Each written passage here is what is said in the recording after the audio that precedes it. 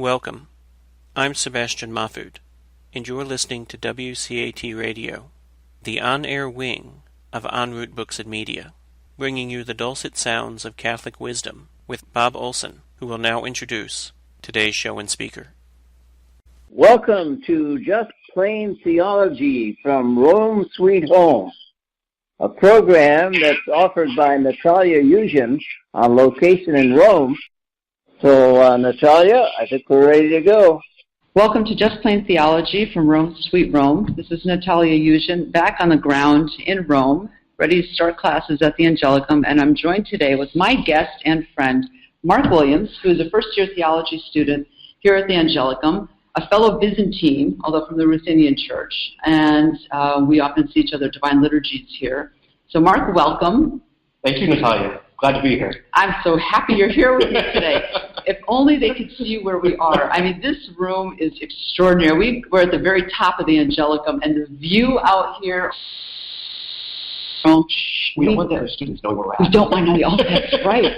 Okay, we'll edit that out. So but really, anytime you come up to the offices, the administrative offices, and you look out the windows, you can see all of Rome around you. I mean, we can see St. Peter's from here. We can see the churches by Piazza Venezia. We see the wedding cake over there. We see everything. It's beautiful, and the weather's been great. So it's been a nice welcome back. How are you settling into classes? Pretty good. Good. This morning we had Trinitarian Theology with Father Puckles. Mm-hmm. It was good. It was a nice class to start off the year with. And what was your second class? It was going to be Christian archaeology. Oh, that's right. Okay. So, now that's going to be interesting. But you're doing tours here, yes. And so you're getting familiar with that material. I am. And so I think you'll have a lot of insight into what the professor is going to be talking about. It should be very complimentary. Oh, yes, absolutely, right. Okay, so I wanted to have you on the show today so you can tell me and everyone else about your extraordinary experience this summer in the East. So being Ruthenian, you're interested especially in that interwar period with the church, with those who emigrated, but maybe more on the ground there. And basically this is a way for you to get to the roots, because a lot of this was new to you a couple of years ago. But then you started doing research into the history, and that sparked interest in a couple of visits to Ukraine, to Slovakia. Why don't you tell us about how you got interested in this in the first place? Because last year you took a trip over there, and then this year you spent a lot more time in terms of research there, right? Yeah, no, I spent the last 2 summers in either Ukraine or Slovakia. Largely, the first summer I spent it in Ukraine and Trans-Carpathia, and it was my first time in, people colloquially say the old country, but it was my first time being where the roots of the faith took hold. And so I went to Ukraine last summer, and it was a great experience being able to encounter people who had this fantastic, beautiful faith that persevered through the persecution of our church from the 1940s until the fall of the Soviet Union.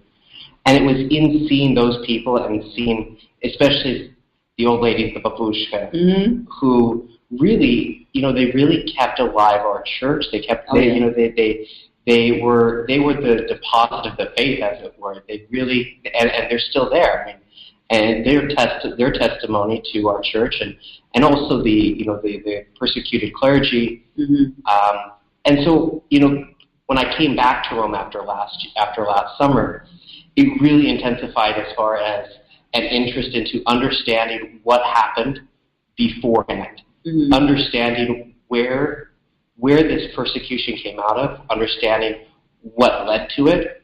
Of course, there's the easy one of just communism, but there's also the problems that the Ruthenian Catholic Church had, not just with the state, as far as the Czechoslovakian Republic and before Hungary, but as far as the problems with the Orthodox, and which started to grow during that interwar period. And that's really where that ball starts rolling, is that interwar period.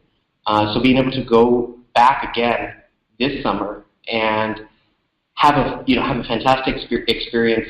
First off, I went to conference, 3-week conference called the Trans-Carpathia, and it's essentially a program that's designed to allow people to encounter Carpatho-Rusin traditions and people and the language. It was a fantastic program. Okay. We've got this, which you're going to tell us about this summer. Let me contextualize this first. So you came to this faith.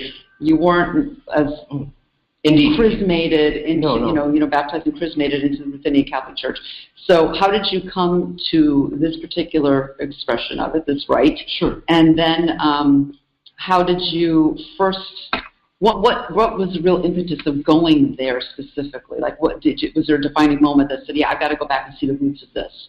Because some people have the ethnic background as well, sure. And so it's more of, it may look like it's more of a natural kind of a progression of interest, but for you, to some it would look like, oh, you're coming from the outside. So, I mean, maybe you encountered this in going to, quote unquote, the old country. So why, as an American, do you care? You hear this sometimes. It's important because Oh, I wouldn't have the faith that I have today, the contextualized faith that I have today, if it wasn't for those people who left Subcarpathia, who left Subcarpathia and brought, as you could say, Byzantine Catholicism, Eastern Catholicism in the expression of the Ruthenian Greek Catholic Church to the United States. When I got out of the military in 2008, I was in Seattle, and I had encountered a bit of the East when I was deployed in Iraq, and I wanted to seek it out again because it had drawn some interest, and just because it just happened to be that the only major Eastern Catholic presence in Washington State is the Byzantine Catholic Church or the Ruthenian Greek Catholic Church in the United States. So I met an old priest there, Father Joseph Stanichar, who became my spiritual father, who, over tea, lunches, and different retreats and things, I grew into the understanding of the East. I grew to not just view it as some novelty, but view it as a beautiful, beautiful expression of the Catholic Orthodox tradition. Coming completely from the outside, I mean, I have no roots. There's no ethnic roots in Subcarpathia. But I came to learn about them through my spiritual father, Father Stanichar, who his parents or his grandparents rather were from Czechoslovakia, were from Subcarpathia, and anyways, long story short, I developed a genuine love for the East when I got married in 2012. I applied for a change of subscription or change of inscription from the Roman Catholic Church to the Ruthenian Greek Catholic Church, and that eventually, 3 years after that led me here to Rome. Continuing studies or starting studies in philosophy and theology, which again, as I continue to learn more and more about not just the faith, but the history of that faith. And I guess for me, it's really important that we continue the legacy that pick up the torch, grab the torch of the people who suffered, were martyred.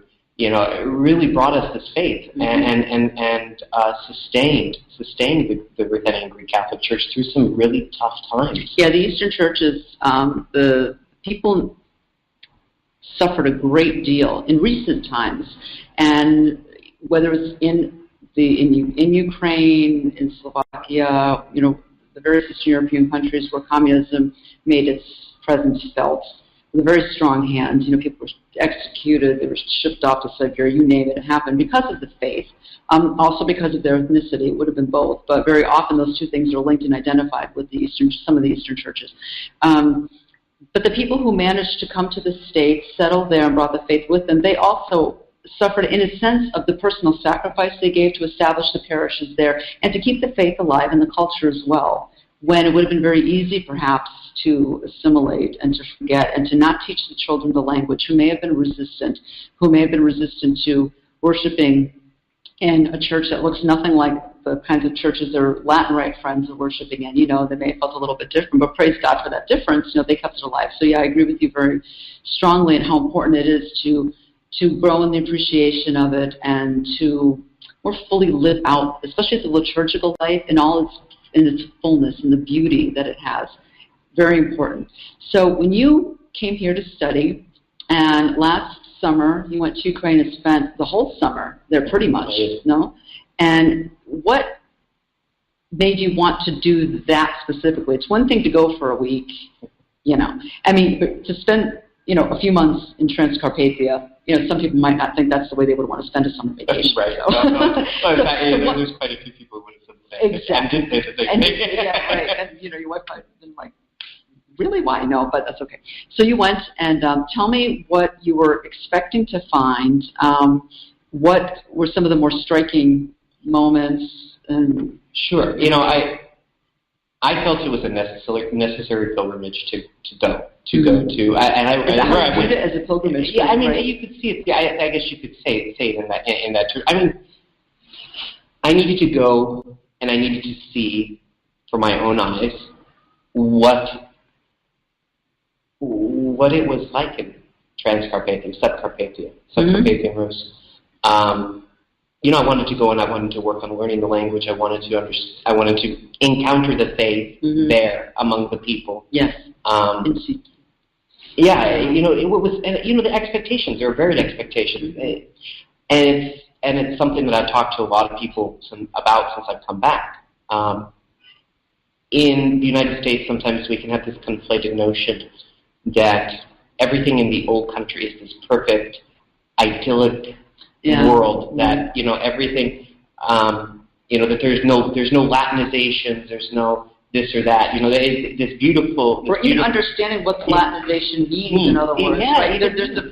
Right? We talked about this once, and how in the States, for example, in some circles, there's a move to make the liturgy as Eastern as possible, so get rid of any Latinizations, not realizing the import that has for people there and what that meant for them as Catholics in general. We don't have an appreciation. We'll get to that though anyway, but yeah.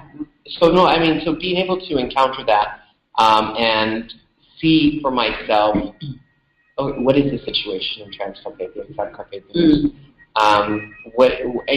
I stayed for the summer in a city called Uzhhorod. And it is the city where the union of our church took place. And that happened in 1646. Our church had been in schism since 1054, and then it rejoined in 1646 at the union of Uzhhorod.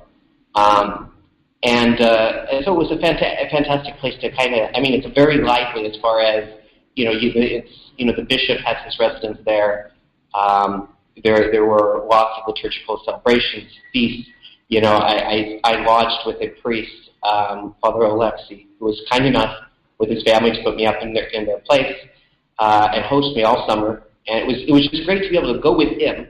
He had a parish in the city, or was an assistant pastor in the city, and then he had a parish out in the country. And being able to go with him and see what it's like for a Greek Catholic priest today. See, and learn quite a bit. His great grandfather was one of those priests who were arrested and taken off to the Gulag, and he spent some 13 years in the Gulag. The house we stayed at, their living room, as it were, served as an underground church when he came back. And hearing that, you're saying, okay, a man, he gets arrested, he's sent off to the Gulag for some 13 years, and he comes back, and you would think, okay, he's going to tone it down, or they're going to, I don't want, but no, their faith largely intensified. They kept doing what they did. It does intensify. They talk about Cardinal Slipe when he was released and he came here to Rome, and they thought, well, he would just quietly live out his days out here in Rome. He'd go around the Vatican counting his staff, trying to draw up support for the situation in Ukraine, then under the Soviets still. and just making sure that people are aware of what's going on, because there's a lot of propaganda in the West that would have wanted to gloss over a lot of what the communist regime had been doing over there politically. But, making people know, letting them know how much the church was suffering, and he was witness to it. I mean, he was absolute witness to it. But anyway, so it doesn't tone them down. On the contrary, emboldens them, because they figure, I've lived through this for a reason, and God has put me here to witness. I think that's something that must be working through them. No, I think if I recall correctly, there were some over 300 priests in the eparchy of Mukachevo during when the church was suppressed in the mid 1940s. And there is a plaque outside the cathedral, just a little bit down from the cathedral, outside the bishop's residence, and has the names of all these men, all these priests who suffered under communism, and they had varying sentences to the gulag for 15 to 25 years. I mean, 15 years, is a death sentence. 25 years is surely a death sentence. And yet, it's amazing to me that then, as a message, very often they would release these people to go home, probably thinking they'll come back. People will see this and they'll be deterred from practicing even underground. Not the case at all. No, the contrary, it does not work that way with faith. So yeah, it was definitely having those interactions with him, and I mean his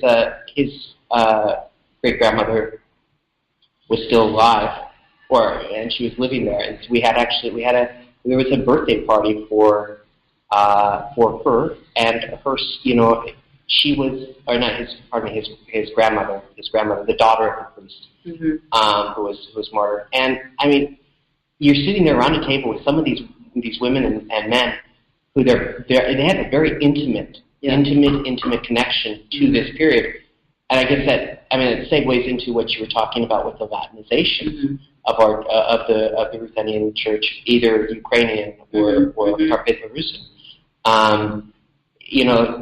A lot of the time, our people, I say "our," even though I've taken this identity upon myself. A lot of the time, our people express their Catholicity through some of these Latinizations, such as the Rosary or the Creed, because to them, it wasn't about taking and being Latin Catholics or taking them. It was about them professing that they were Catholic. They weren't Orthodox. They were Catholic, and this is who they were.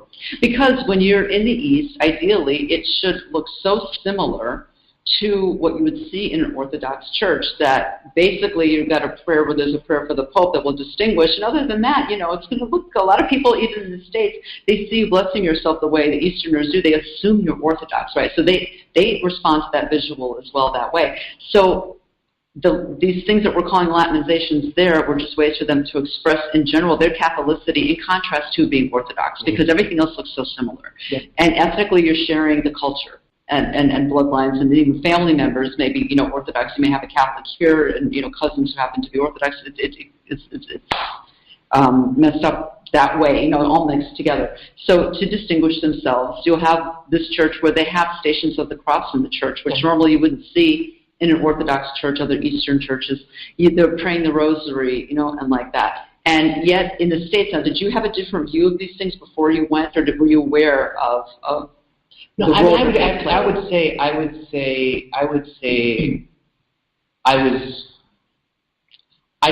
before I wouldn't have been nearly as tolerant to the Latinizations. I mean, because you just don't understand. You don't understand the contextualization of it. Yeah. And once you do, unless you're some great polemic who really just wants to argue about it, that it's not Orthodox. Okay, I admit it, it's not Orthodox. But it's Catholic. And there's absolutely no harm in, especially now. These devotions, such as the Rosary, are generally now only celebrated as a private devotion of the faithful. It is not something that the church is pushing in terms of being a true Latinization of the church. It's not an attempt to change an identity, right? Not at all. Yeah, it's approached that way, but people in the West sometimes, Eastern Rite people who are living in the States, for example, you see this on discussion boards here and there on internet, on websites, and they don't understand the context. And it's also, there's this, once this has become part of people's devotional life, what are you going to do, rip it away? That's absurd. You certainly won't do that, I mean, but again, you have to contextualize it. This makes a difference. This is part of their history also, and it's part of their identity as Catholic.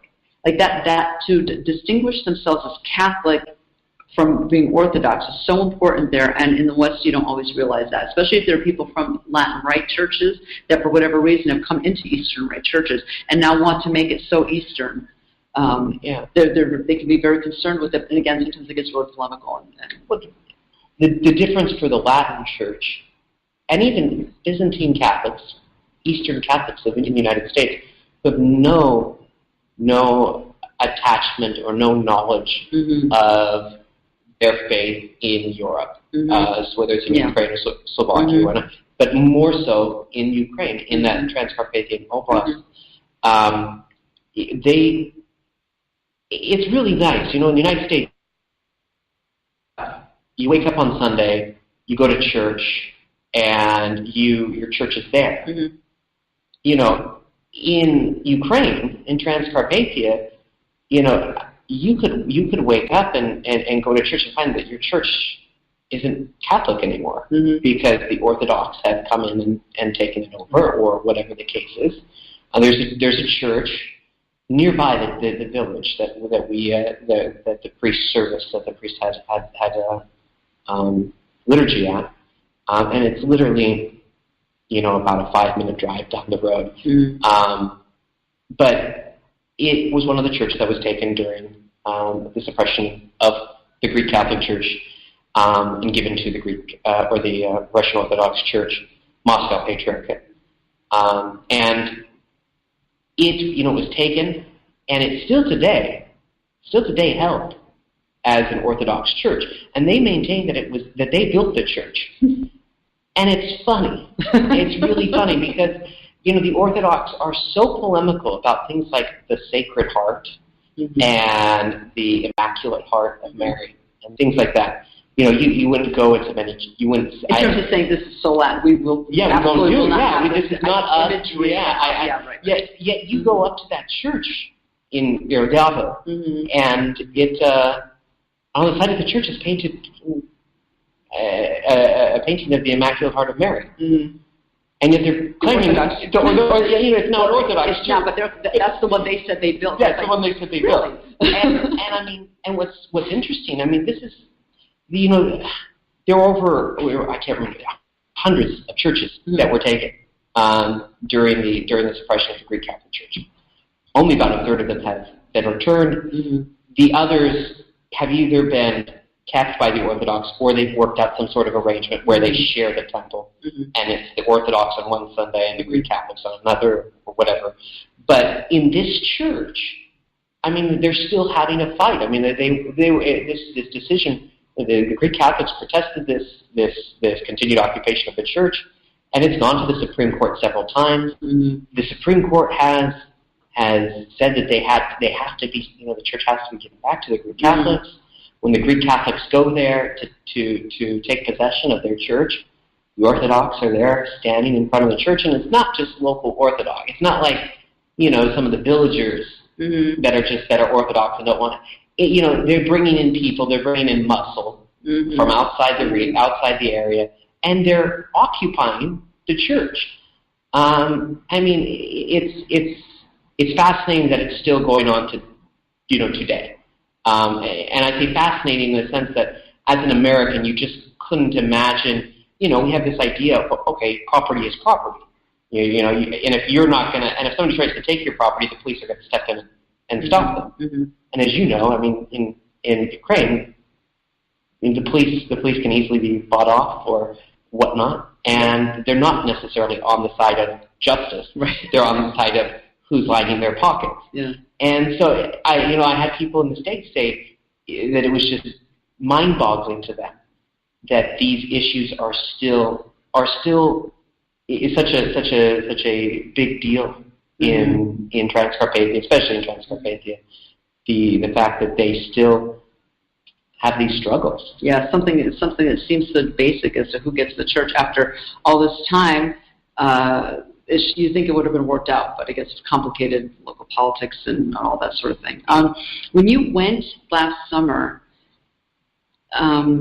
what are 2 or 3 highlights? I mean, was it basically just visiting churches, getting a feel of the history, seeing how the faith is lived out in this area? You know, like I said, pilgrimage to see the roots, as it were. And how is it different from your trip at this time? So last summer, I spent the summer, shadowing this Greek Catholic priest. Mm-hmm. Wherever he had liturgy, I would go with him. If there was a temple feast that was being celebrated, which is, again, something we don't have in the States. What was that like? They're cosmic. I know, right? They were. They're great. They are. The Latin Church, and I'm not going to be polemical on our brothers in the West, but when they celebrate, when they have a feast day, it's a feast. Mm-hmm. When we have a feast day, it's a real feast. Well, what was different? In terms of, there's food, lots and lots of food.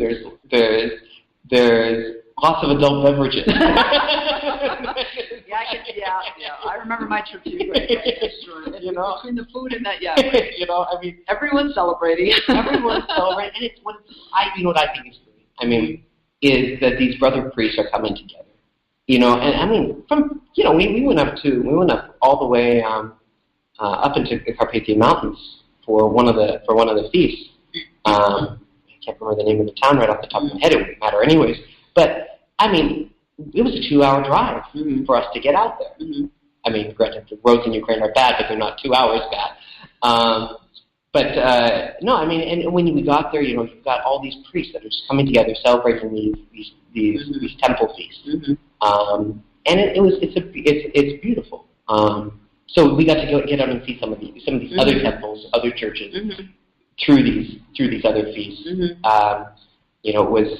Was able to meet the auxiliary bishop and the bishop of Mukachevo. Who was, it's very funny. Okay, I joked. I taught English last year after I came back. I taught English here in Italy after I came back from Ukraine. And something that I told my students, I said, this is where I was last summer, or this past summer I was in Ukraine. And I said, do you know what language that I spoke the most? If anything, to communicate, Ukrainian, English. No, I said Italian. Because it's fascinating. Because Bishop Milan Sashik and Bishop Neil, they both studied here in Italy, here in Rome. Bishop Neil at the Teresianum, and at first I didn't know how I was going to communicate with them because I knew they didn't speak English, so you'd see them at a feast or something like that. And you're still learning the language, so the lingua franca becomes the lingua franca becomes Italian. And so I the next time I saw Bishop Neil, the auxiliary bishop, I said, Bishop, I forgot that you speak Italian, in Italian. Yeah.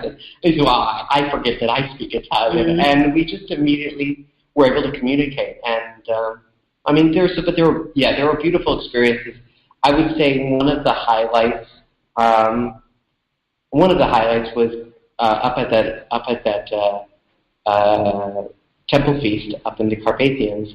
We had the feast, and we were all just afterwards down and just talking afterwards. And one of the priests had asked me. He said, can you guys still sing our songs? Mm-hmm. Do you still sing? Do you have any songs that are in Church Slavonic? And I said, yeah. And he says, well, could you sing one of them? And so I did. And I sang it, and then he looked over and he taught, and he said it's great. Our people haven't forgot where they come from. Mm-hmm.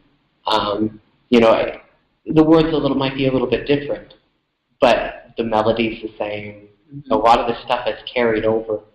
So that was really a neat moment. It was just a small, insignificant moment, but to me it was one of those moments that, okay, we really are carrying on this legacy, this tradition. And the suffering that they went through has borne fruit overseas, and it's not often that in the old country they get to see that. No, I mean, my spiritual father, when he, after the Greek Catholic Church was legalized by the Soviet Union, he traveled along with a bunch of other priests and the bishops to Uzhhorod to celebrate what was to be the second biggest divine liturgy.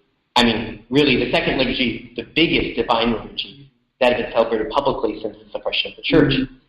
But when they arrived, they arrived in buses, and the faithful, and they didn't have any churches at this time. No churches. Mm-hmm. They're celebrating outside one of our churches in just out of tent.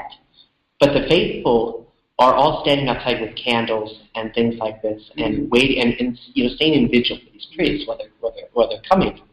One of the ladies came up to him and grabbed him and hugged him, and she said, we thought you were all dead. They told us, they being the communists, right, told us you were all dead, that there was no Greek Catholic Church. Mm-hmm. And so for them, it was so powerful for them to see the representing Greek Catholic Church from the United States showing up again after the church had been legalized in the Soviet Union, and seeing that it still lives, it's living, it's breathing, it's not dead. Our people have kept it going. Right. It was a beautiful moment. And realizing they've been lied to all those years. Yeah. I'm sure they knew, but here's the proof. Exactly. The proof. They came. Not just that we heard about it, they actually made the trip and came here to do that. That must have been extraordinary. It was so important for them to see, because the United States by then had been elevated to a metropolitan see. Mm-hmm. Which Uzhhorod still isn't. Uzhhorod is the Eparchy of Mukacha was directly dependent upon the Holy See. Mm-hmm. So it was really it was a big deal for this metropolitan Ruthenian, and he was, of course, he was still Ruthenian speaking, Carpatho-Russian speaking. So he came. It was just a big deal for them to encounter them. So it was in seeing a lot of these things and hearing these stories and. Just what the men went through and what the priests went through in the Gulag, what they went through when they came back, what they did pastorally for the people when they returned.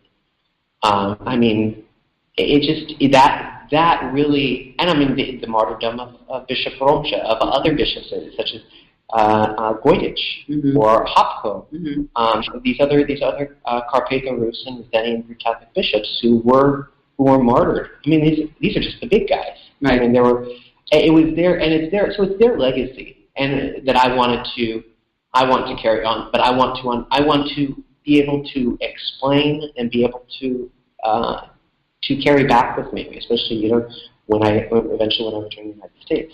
Yes. So then this summer, when you went, you had a more focused agenda. So yeah. For the first 3 weeks, you were at a conference.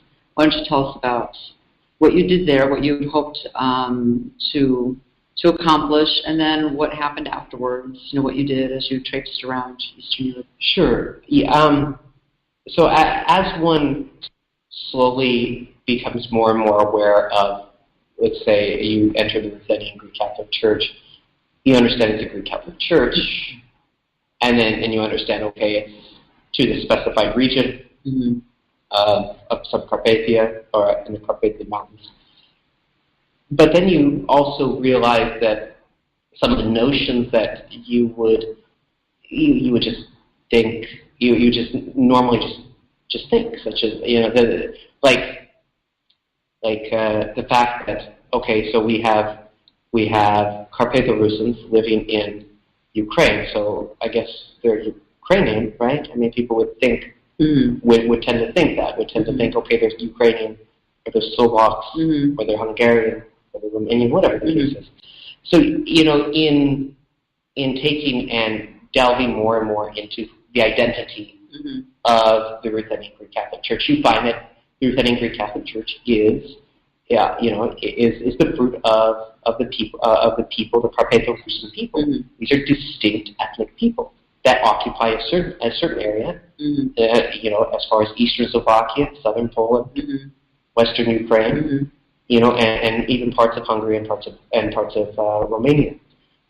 you find that there are distinct people who have their own distinct history. There are, traditions, etc. So, for me, going back this summer, it was really to focus in, to narrow that scope again, down from, Ruthenian, now narrowing it down to the actual history of the region, the people that make up that region, the culture, the traditions, etc. So I applied to go to this conference, the Studium Carpathia Rutenorum, and it's a conference program that's put on by the University of Prešov, 3 weeks, and during that time you receive lectures on the history of the Carpatho-Rusin people, and then also lectures on traditions and folklore and things like that. And it's largely secular. And this is largely a secular focus on just who these people are, because these are the people that make up that Ruthenian Greek Catholic Church. And so those first 3 weeks were encountering the language. Yeah. I can't say you learn the language in 3 weeks. I wouldn't say I know the language now. I have a better understanding of the language. But no, you get to encounter the language and some of the fascinating historical lectures. That's what started my first 3 weeks. Being able to go around and see some of the villages, see some of the people, talk to some of the people. Here, of course, my interest largely laid ecclesiastically in terms of the relationship or the effect of being a Carpatho-Rusin Greek Catholic Church, or Greek Catholic. So it largely focused on that. Who was one of the main lecturers? The main lecturer, I would say, as far as the English-speaking side, is Professor Magochi. And Professor Magochi is a professor out of the University of Toronto. He has a lot of experience, a lot of history, studying Ukraine, studying the Carpatho-Rusins. So he's a very knowledgeable man. His lectures were just fantastic because he has a passion. He knows his stuff. He really knows. He knows his history. So it was great, a blessing to be able to hear. I'd read so many of his books beforehand. His name had been very common for me, but I never met him, and it was a pleasure to be able to meet him and to dialogue with him and to also talk to him about questions that, of course, were more poignantly interested. That was more poignantly focused to the church and its relation to some of these issues that Carpatho-Rusins faced in Subcarpathia. In the lectures that he gave, was there anything specific that you recall that either surprised you or that struck you or gave you an impetus for further study? I really can't say that there was anything in particular, and not off the top of my head at least. I think something that I took away from his lectures was his willingness to look at things very, very objectively.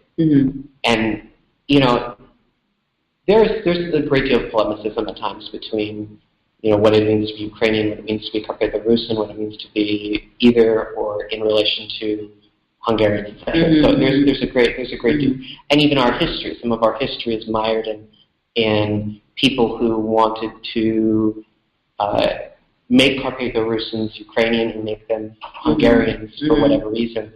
And his willingness to look at some of these people as not necessarily nefarious, but products of their time.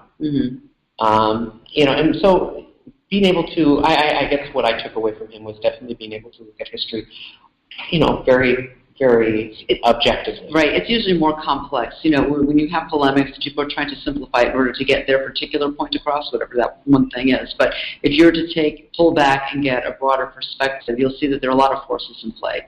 And it is in a particular context, and some of it's going to be political, in this case religious also. There are a number of things involved, and it's not just one thing. There's no simple answer. There is no simple answer, and it's not just someone being a bad guy either, you know. Mm-hmm. So you do have to give it, I don't know, just... I mean, there are some bad guys. Well, no, clearly, you know, but I mean, when we're talking about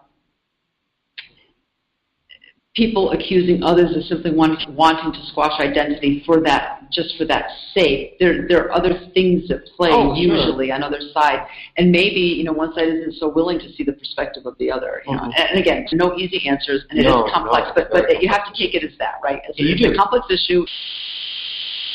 It's not pretty, and there's no quick fix, and that's just the way it is, you know. So it's messy. Roll up your sleeves, do what you can, and then go on. Well, so that segues into why I stayed there for the rest of the summer, which was to focus my research in Prešov being in eastern Slovakia. It's the second largest city in Slovakia, and the home of one of these seats of the Ruthenian Greek Catholic Church.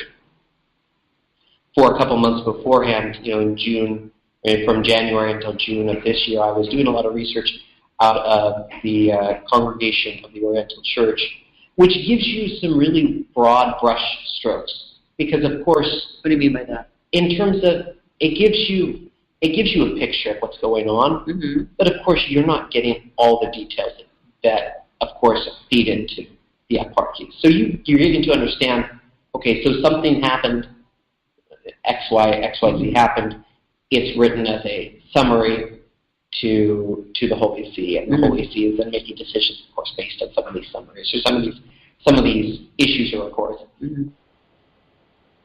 What's interesting, but the problem with that is it's largely one, the clergy, or two, the bishops who are giving, or people who are interested in policy changes or policy enactments.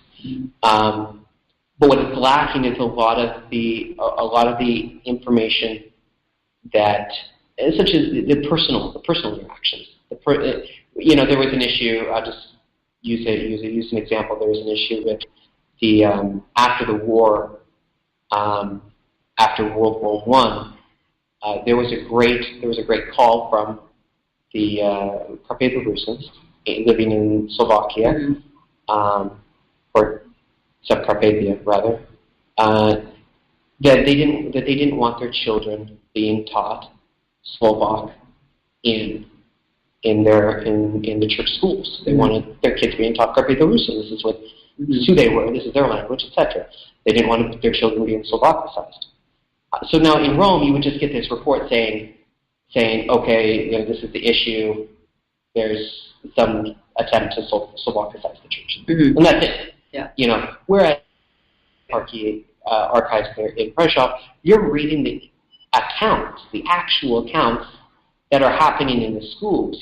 Some of the things that people are accusing teachers of on either side, whether they're the Slovaks or the Carpathia Rusins. These are letters people are writing. Yeah, people are writing and sending to the bishop to try and get the bishop to side one way or the other on some of these policy issues. I mean, there was issues with that Slovaks would take against Carpathia, or Czechoslovaks would take against Carpathia Rusins. Like one of the teachers had come in and greeted everybody with, we say, praise be Jesus Christ, praise Him forever. We greet each other this way.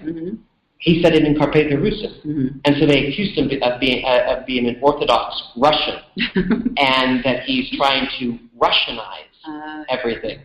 So you read a report like that, and then you read a report about how some school or some administrators for the education departments in Slovakia or Czechoslovakia at that time to trying to implement the Slovak language programs in these schools, and you're hearing from the parents about the interaction that they had with these people, and so you're getting a much more detailed account of what happened, and you're able to see how difficult it was for these bishops or anybody to make these decisions, or then send these things up to the congregation for them to make a decision, or for their help in dealing with these matters. Because you're dealing with a large group of people, a very, very large group of people who have or a population in the country that everybody has an interest in, whether it be the state or the Orthodox or whatever the case is. How are those interests being played out today? You attended an event afterwards regarding the Congress. Yeah, sure. So today, of course, there is no country in which there's no rebellion. There's no.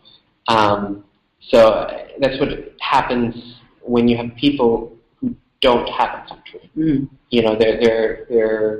They exist across borders, ethnic minorities in different countries, and this and that. So this ethnic minority, Carpatho Rusins, they have a World Congress that they started. Mm-hmm. How did you get invited to that? The Professor Maguchi had invited me to attend the conference after we had after having dinner one night. He said, well, I hear you're staying in Subcarpathia longer, and so if you'd like to, I'd like to have you be one of the 10th delegate for the Americans to this Carpatho Rusin World Congress. Mm-hmm. And the Carpatho Rusin World Congress is made up of Carpatho Rusins from any country that has Carpatho Rusins, and it usually has a delegation that they send to this Congress, and they meet every 2 years and discuss interests that relate to Carpatho Rusins. How Carpatho Rusins are being treated in the country, what they're doing to advocate for Carpatho Rusins, and there's election for a body essentially that several members who then go on and they do a lot of the advocating for Carpatho Rusins throughout the years between the congresses. But it was fascinating to be able to see and meet some of these people, some Carpatho Rusins from from Croatia to Serbia to Poland, Ukraine, United States, etc. This whole big gathering. How many people were there? More or less. More or less, a couple hundred, I would say. It was pretty good. When you figure each country sends 10 delegates, and there's.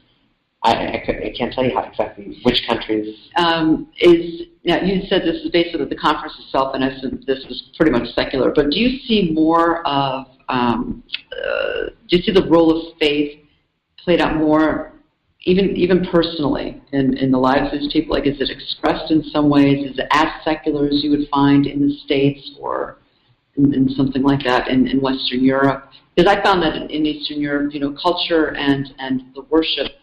That connection between worship and it informing culture is still very much evident, especially in places where you've had persecution. It's waned some in the last, 10 years or so, but still, there's a connection. People are more ready to express their faith than they might be in the West. I don't know if you found anything like that. Well, largely the sentiments still play out today. Before, you would ask somebody, what are you? What are you? And they would answer, Ruska Vera. The Russian faith, the Rusin faith. Because that's what they identified. They identified by their faith. It wasn't this. Or they would say Catholic or Orthodox. In other words, sure. In Ukraine, where you have Greek Orthodox in Western Ukraine, if they ask, what you were, they're answering by faith at that point. Sure. Even if they have parents or grandparents that came from, from Macedonia, Moldavia, or whatever. But it's the first thing. Usually, the first dividing line is going to be Catholic Orthodox. So sure. And I guess what I was contextualizing more was saying that before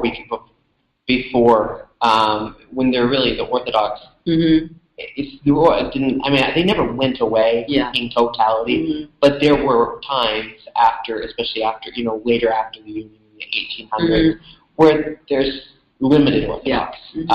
So they would just say, they're Rusin faith, which is the Greek Catholic, which would be the Greek Catholic faith, because again, right now, or at that point in time, there was no difference. But no, I mean, in the East, whether it's the Ruthenian Greek Catholic Church, it's the Ukrainian Greek Catholic Church,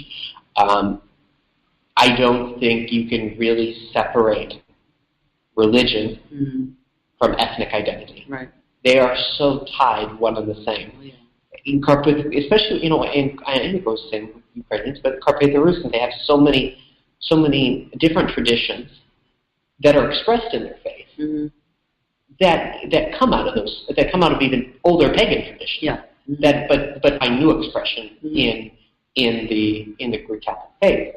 And so to say, to separate the two and I mean have a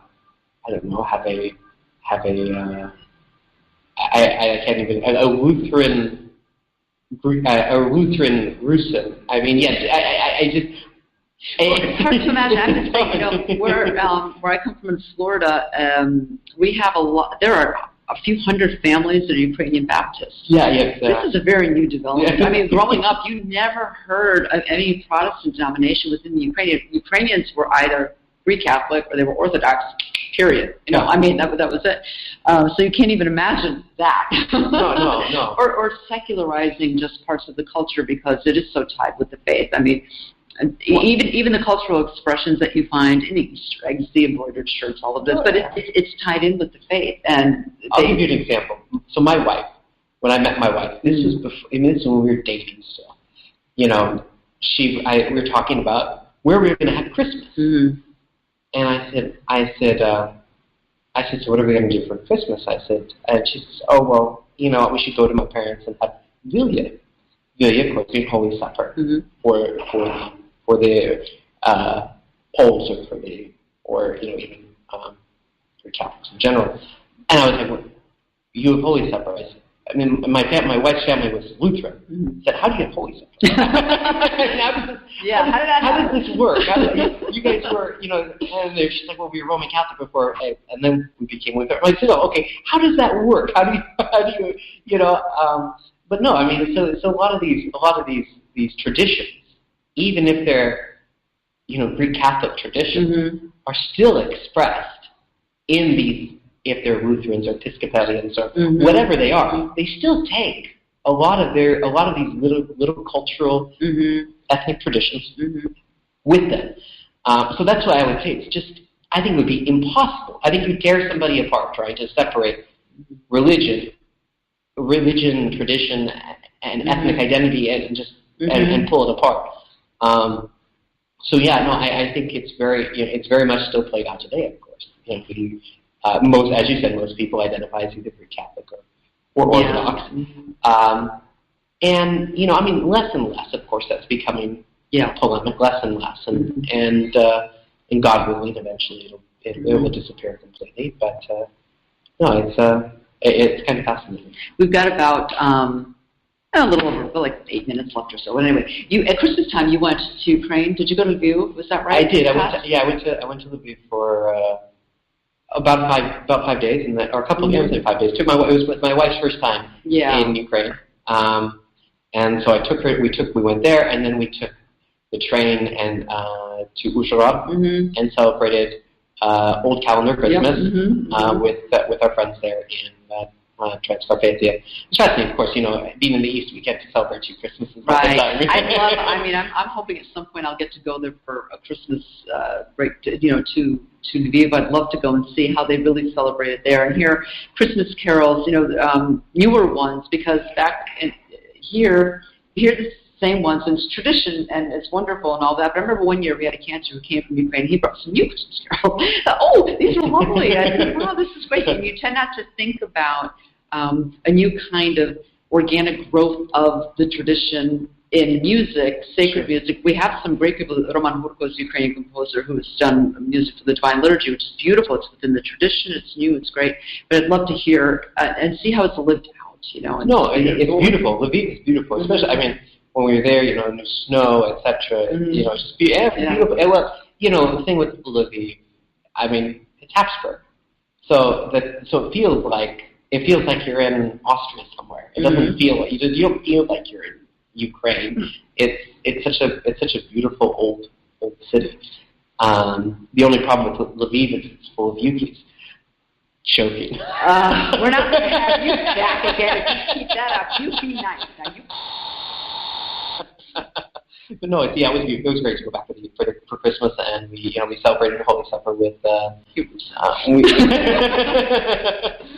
celebrated Holy Supper with some friends of ours from the Rusicum, the Greek Catholic college here within a Greek Catholic college here in Rome. It was great. It was really, really, really wonderful. I wish I could go into more, but we really don't have time for that. So we'll get a couple minutes. But it was beautiful. It was a beautiful experience. And I would actually, what I would tell people is, if you have the opportunity and you want to encounter the East, go to Lviv. I mean, because it's a beautiful city. It's a safe city, despite even what's going on in Ukraine. And it's developed a lot, so it feels very European. I mean, it's Eastern European, obviously, but that part of it that really does look to Europe, that looks west, has developed. And that's something that they pride themselves on, the Ukraine, because they're European, they're not Russian, they're not, Indeed. distinct. They're not bound to the east. They're westward looking. This is a fact. So that's another nice thing about Lviv. It's cheap. Which is great, when you're a student and you're on a budget. It's good to go to a place where is €1 beers. Hey, keep them coming. beer's not bad in Ukraine, Slovakia. You get good beer there, right? We could do this great marketing campaign. Going east. That's good. No, I'd love to go sometime. Well, anyway, okay. Well, Marc, we're out of time, but thank you very much. I appreciate you coming on and sharing your experiences of being in Uzhhorod and reminding us of the history and how important that legacy is and how important it is to keep it alive. And I'm sure you're going to be doing that with the research that you're doing as you go forward in your study. So good luck this academic year. Thanks. It's been a pleasure. Okay, we'll have you back sometime. Maybe. After I crack about the Yukis, I don't know. So we'll see. All right? All right. Thanks. God bless. We hope you enjoyed the program and will join us back for another show on WCAT Radio. This is Sebastian Mahfood. Good day.